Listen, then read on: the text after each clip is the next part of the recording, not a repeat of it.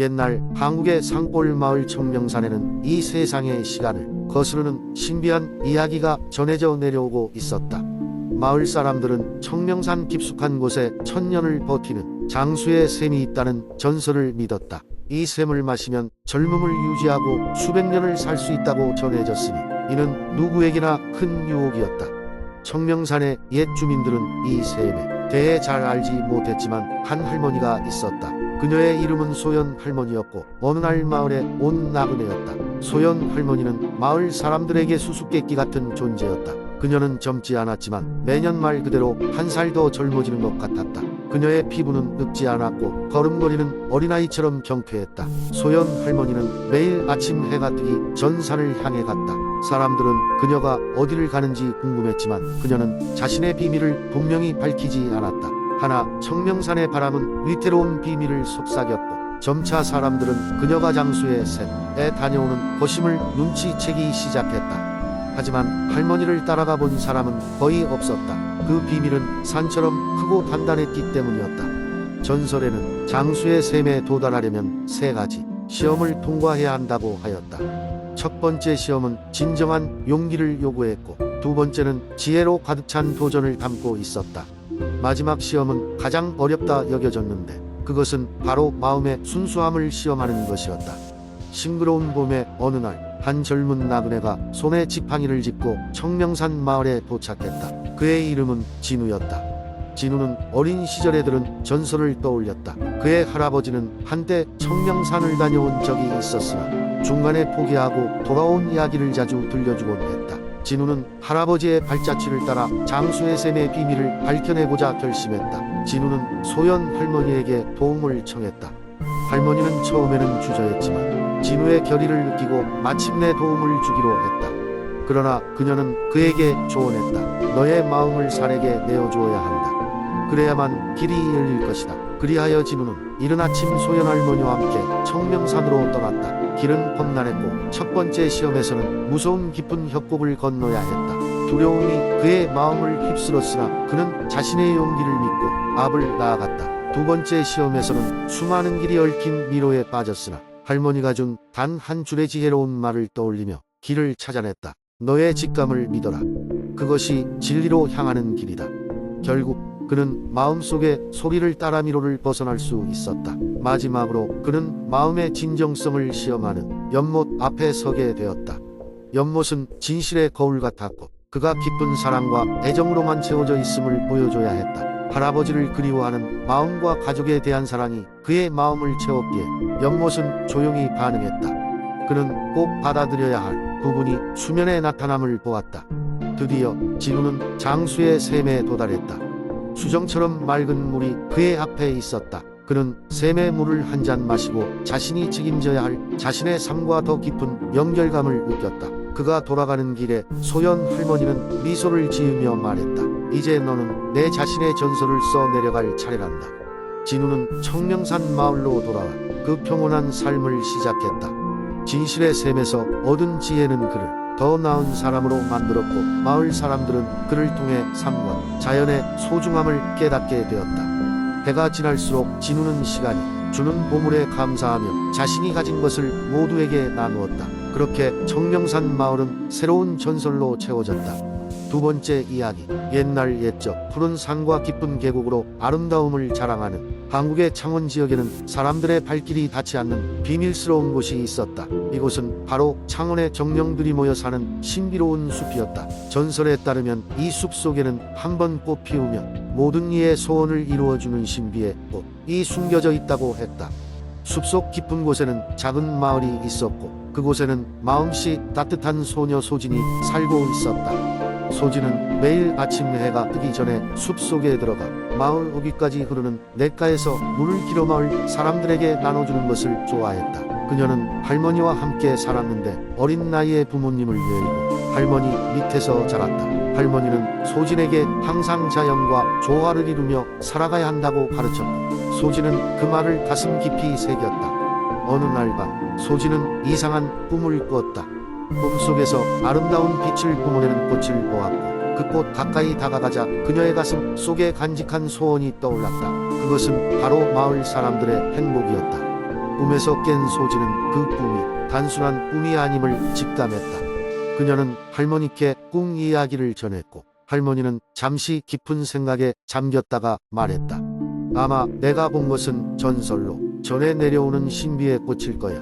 전설에 따르면 그 꽃은 창원숲의 심장부에 있어. 하지만 숲은 아무나 들어갈 수 없는 비밀의 장소이지. 마음이 순수하고 용기 있는 자만이 그 꽃에 다가갈 수 있어. 소진은 할머니의 이야기를 듣고 신비의 꽃을 찾기로 결심했다. 다음 날 새벽 그녀는 간단한 짐을 꾸려 숲으로 향했다. 숲은 평소와는 다르게 고요했고 이상하게도 길을 잃지 않고 숲속 깊은 곳으로 향할 수 있는 느낌이 들었다.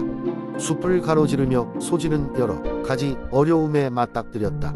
울창한 나뭇가지와 덩굴에 걸리고 낯선 동물들의 울음소리에 놀라기도 했다. 그러나 그녀는 포기하지 않고 계속 걸었다. 그때 커다란 나무 뒤에서 색다른 빛이 반짝이며 소진을 이끌었다. 그곳에는 소진이 꿈에서 보았던 그대로의 신비의 꽃이 있었다.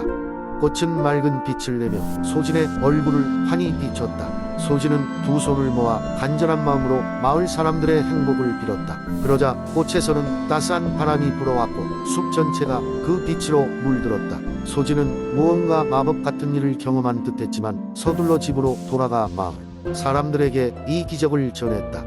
어느새 마을에는 풍요와 행복이 찾아와 모두가 즐거운 모습으로 변했다.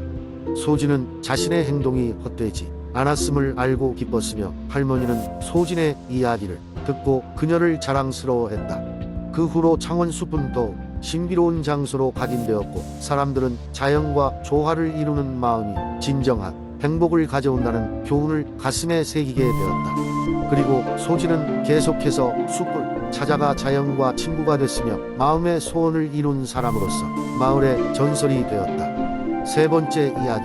오래전 옥천 지역 하늘과 가까운 산등성이가 늘어서는 곳에 작고 평화로운 마을이 있었다. 이 마을은 은하수라는 이름의 아름다운 강이 흐르는 곳으로 유명했다. 은하수의 전설은 수백 년간 전에 내려오며 그 신비함으로 많은 이들의 마음을 사로잡았다. 옥천 주민들은 강변에 흐르는 물소리와 새벽녘 하늘에 흐르던 별들을 보며 자신들만의 믿음을 키워가곤 했다. 어느 해 특히 더운 여름날이 계속되던 시기였다. 마을 사람들은 흉작과 가뭄으로 괴로워하며 은하수가 말라가는 것을 안타깝게 바라보고 있었다. 이런 때에 마을의 소년 아리와 그의 친구 동민은 은하수의 기적적인 전설을 되살리기 위해 모험을 떠나기로 마음먹었다. 은하수 강이 상류에 위치한 전설 속 소나무는 마을 사람들에게 보호와 은혜를 준다고 여겨지며 마을의 수호자로 숭배받고 있었다. 나리와 동민은 그 소나무의 정령을 찾아가기로 결심했다. 어른들은 두 아이에게 위험하니 집에 머무르라고 당부했지만 이들의 결심은 확고했다. 둘은 새벽녘에 출발하여 은하수강을 따라 걷기 시작했다. 강물을 바라보며 두 아이는 그 속에 숨겨진 비밀과 마법을 상상했다. 길을 따라 걷다 보니 강물의 수위가 낮아지고 있다는 것을 실감하게 되었다. 길을 걷는 동안 허기를 느낀 나리와 동민은 길가의 산딸기 덤불에서 열매를 따먹기도 하며 길을 재촉했다. 한참을 걷던 중 날이 저물었고 두 아이는 길을 잃고 말았다. 주변을 둘러보니 이미 해가 산 너머로 기울고 있었고 어둠이 빠르게 내려앉았다. 두렵고도 긴장된 순간이었다. 하지만 두 아이는 서로를 의지하며 발걸음을 이어갔다. 그러던 와중 갑자기 앞에서 불빛이 보이기 시작했다. 두려움을 무릅쓰고 그 빛을 따라가 보니 기다림 끝에 은하수의 소나무가 우뚝 솟아 있었다. 소나무 아래 나리와 동민은 작은 바람의 소리를 들었다. 그 소리에는 고요하면서도 웅장한 기운이 서려 있었다. 소나무의 정령이 나타나 그들에게 말했다. 고난 속에서도 용기를 잃지 않는 너희를 위해 이 길을 열었다. 마을의 수호자가 되어줄 터이니 마음의 불안을 물리치고 돌아가거라. 그 순간 소나무에 은혜로운 기운이 퍼져나가며 은하수에 다시 물이 차올랐다. 두 손을 맞잡고 있는 나리와 동민의 앞에 은하수가 반짝이며 빛을 발했다. 은하수의 물결은 마치 별빛이 흐르는 듯하게 아름다웠고 이윽고 그 뒤엔 밝은 태양이 떠오르며 어둠을 몰아냈다. 마을로 돌아온 두 아이는 그 경험을 전하며 겨울까지 이어진 가뭄과 흉작의 두려움을 지워내고 은하수의 전설을 후대에 전하는 수호자가 되었다. 그날 이후 옥천의 은하수는 마르지 않는 풍부함으로 마을의 생명을 지켜주었고 소나무의 전설은 오래도록 사람들 사이에 전해 내려갔다. 이렇게 옥천의 전설은 새로운 세대에게 물려지고 마을 사람들은 은하수를 바라보며 항상 소나무의 기적을 떠올리곤 한다.